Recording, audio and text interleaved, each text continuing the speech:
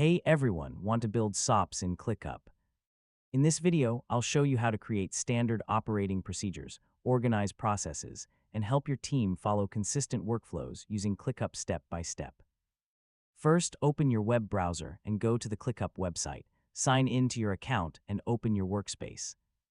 Next, create a dedicated space or folder for your SOPs so all process documents are stored in one organized location.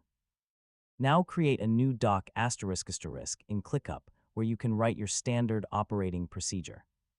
Add a clear title and structure your SOP with sections like purpose, required tools, step-by-step instructions, responsibilities, and expected outcomes.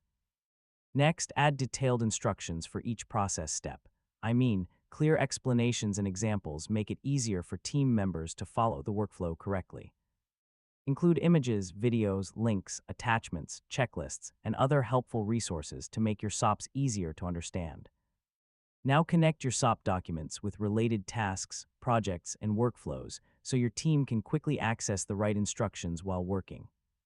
Create templates for frequently used SOP formats to save time when building new procedures.